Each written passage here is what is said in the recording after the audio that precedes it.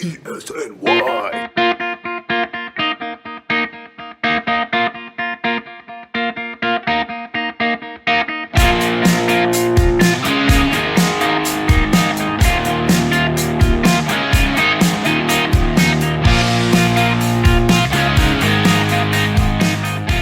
Howdy, folks. Welcome to the Jets All the Way podcast, hosted by the good folks from EliteSportsNewYork.com. I'm Jeff Maccagnan-Adam, Jets beat writer, and with me is Rob Sabo, fellow Jets writer and the editor-in-chief over at ESNY. Thank you for joining us on the Jets All the Way podcast. Rob, anything in particular happening in Jets land this week? Trying to think. Yeah. Oh, that's right. The world's coming to an end. Oh, is it now? Yeah. Maccagnan-Adam's gone. Gase has conquered, and the world is over. The world is over. The sky is indeed falling in Jetland with the bidding of farewell to Mike Maccagnan. He is on the unemployment line after what, 5 years with this team right now? Well, let's call it four seasons, 5 years pretty much with the squad, and he is now gone off the Jets organization, and the new search for a general manager commences immediately. Adam Gase will be taking over the general manager spot in the interim. Rob, what are your initial thoughts? I'm very nuanced on the topic. You find fans, you find beat writers calling the organization a laughingstock, an absolute disgrace. They start ranking the biggest jokes in town, and I think it's ridiculous. The timing is terrible. There's no denying that. The timing is completely terrible. I think there's something we can all agree on. Maccagnan was on borrowed time with this organization. I think that we can agree with that, right? Yeah, listen, Maccagnan should have been gone a long time ago, at the very latest, with Bowles. Mm-hmm. The timing is terrible. So that's why I can't take a black or white stance. I can't take a hard left or right stance. It's got to be broken down further. And the timing is bad, no doubt. They try to use the end of calendar year excuse, like the Chiefs did with Dorsey two seasons ago. Right. But you don't let your GM go through free agency, go through the draft, only to fire him.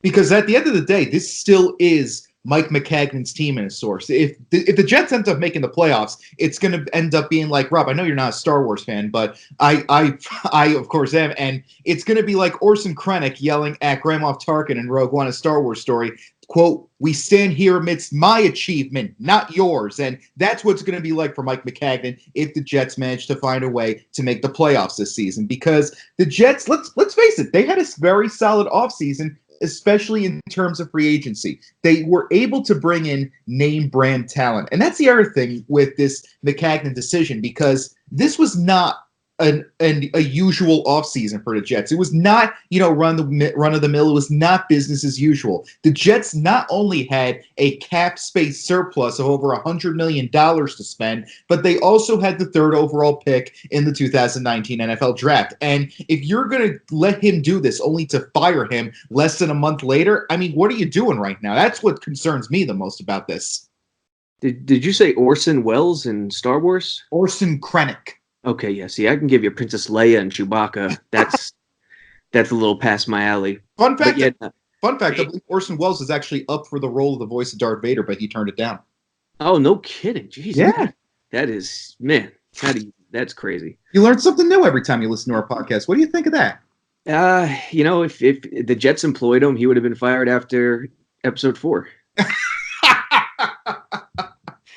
But yeah, it's a crazy thing. Listen, Maccagnan, you're 100% right. You can't let him spend the money. In fact, in a weird way, listen, no one likes what Gase did, but in a weird way, my vision aligns with Gase. I would not have paid Bell. You look at the championship teams, they don't pay running backs in free agency. It's about building the O-line. It's about building the infrastructure. And 4 years into the regime, the O-line is still terrible. And it's really a concern. The interesting thing about Gase is at this point, he has a win for the Jets right now. Unfortunately, fortunately, depending on how this season pans out and the future, it came against his own general manager. Adam Gase basically said, I want control of this team. This is mine, pretty much. It is still Maccagnan's team in the sense that all of his cornerstones are still here. Sam Darnold, Jamal Adams, Quinnen Williams, they're all still here with the exception of Darren Lee, whom hours into his general manager tenure was traded over to the Kansas City Chiefs. We'll talk more about that in a couple minutes. But this is interesting in the sense that Adam Gase, he controls this team right now. Wherever Gase goes, this team goes. And this is a lot of power to give to a guy who has a career losing record in this league, has coached 3 total seasons in this league as a head coach anyway, and basically went to the Jets under the advice of perhaps one of their biggest quarterback rivals, Peyton Manning. So it's very interesting to me to see how much power Adam Gase has been granted. He wanted control of this team. He wanted to move forward, which is interesting about the control aspect because Christopher Johnson said at the end of the season last year he was not going to look for a head coach who demanded more control with this squad. So to see Adam Gase pull off this power play and to ascend to the front office of the Jets in terms of the general manager spot, or at least in the interim, this is interesting in the sense that Adam Gase now has a good amount of control in this team. He's controlling this quote-unquote Death Star in a way. So it's going to be interesting to see what happens. Will it take down the planets of the AFC? Time will only tell. Will it blow up in spectacular fashion? Jets fans certainly seem to think so, but that's, of course, is why we play the games. Let's break it down and let's get to the real issue. Far away. Fans are going to be upset at Gase, but Gase isn't the reason. He's not who fans should be upset about. The Jets hired him. He could not come in and take power. Power needed to be given to him. That's number one. Number two, the hierarchy. Him and Maccagnan, him and the GM, the head coach and the GM are on the same level, both reporting to the owner. Mm-hmm. And it's been like this under Woody Johnson, and they have no intentions of changing it. And until, I believe, they pick one true football voice and let him hire the coach, with ownership sign-off, of course, this is going to continue to happen, and musical chairs are going to continue to roll on.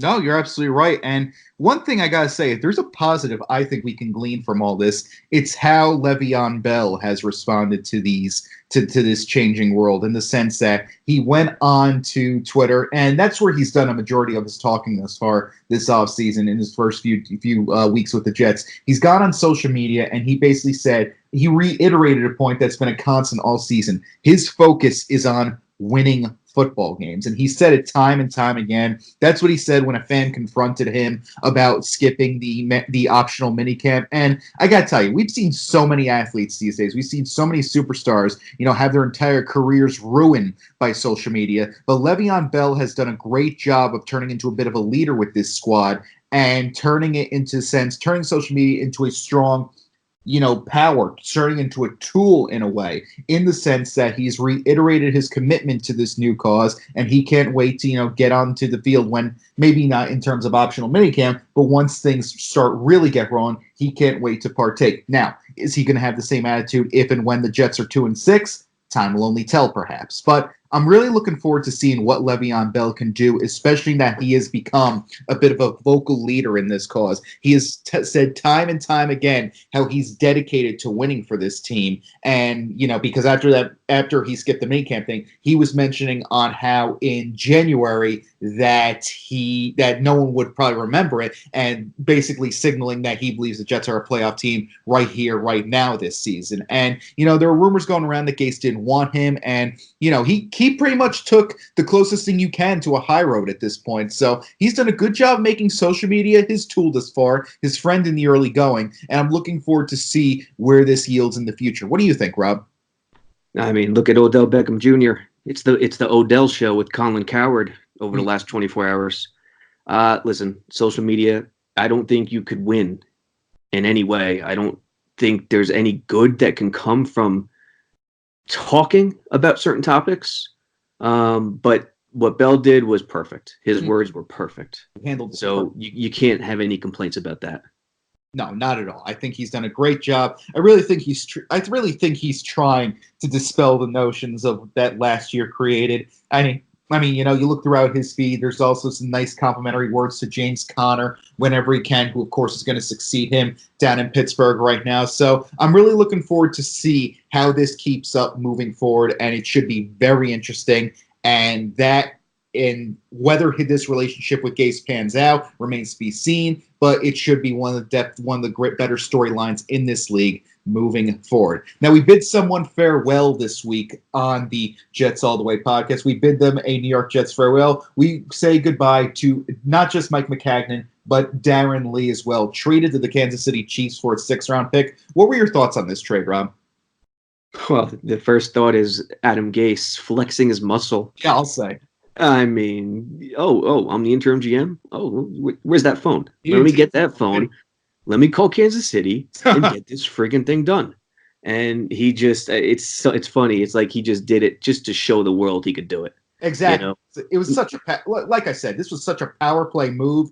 And we've discussed, he wanted to do this, and he wants to tear down basically any signage of the Mike Maccagnan era that he doesn't deem necessary to this team's success. And obviously Darnold and Adams are going to go a long way moving forward. Quinnen Williams perhaps as well. But when you had an expendable asset like Darren Lee that you could get rid of, and not a good portion of the fan base would probably quarrel with it, he did it. He flexed his muscle, and literally hours after his interim status was announced, he dealt him away for basically the first thing he could get, which was a 6th-round pick.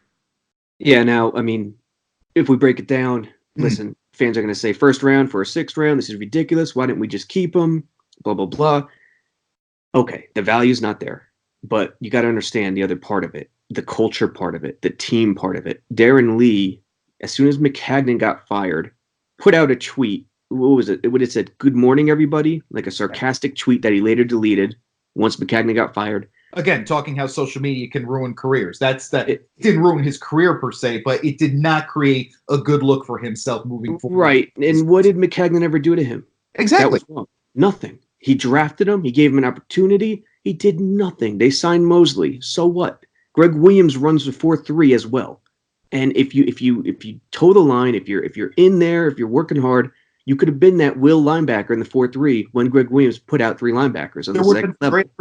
Would have been some great opportunities for him in this, and he had to go shooting his mouth off. So in a sense, go ahead.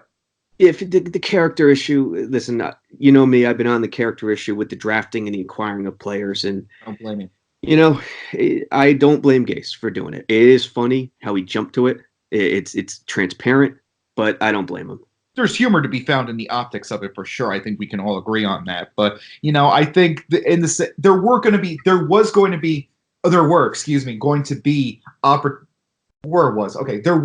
be an opportunity for Darren Lee to contribute in the Greg Williams defense. But let's face it, once he found out that Maccagnan was staying, for whatever reason, he built up a grudge against this guy, put him on his list, and at the end of the day, it was a divorce that simply had to happen, especially after last season.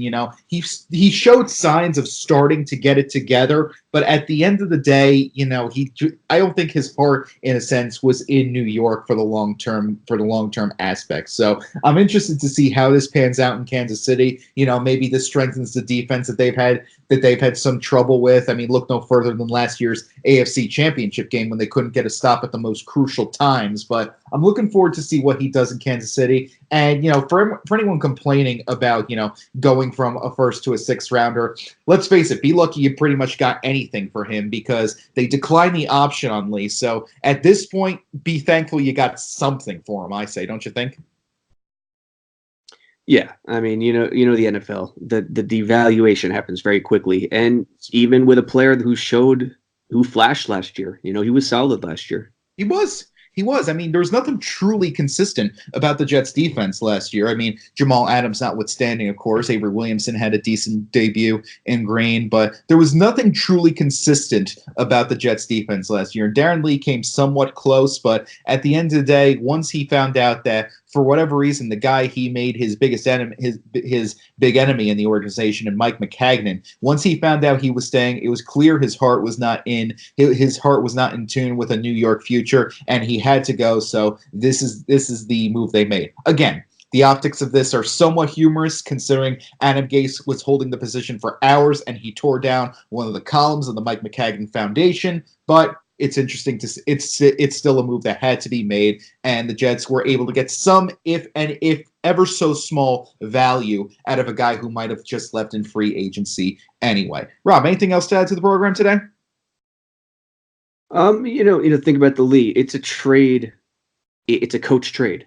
When the coach and the GM aren't on the same page, it's apparent. The coach is disgruntled with the player. The GM wants to hold out, doesn't really think about the culture. And, when the guys are on the same page, they're in lockstep, and the GM will make the trade because he knows it needs to happen. Of course. This is lockstep because Gase is both the acting GM and head coach. So, yeah, it's a pure coach trade.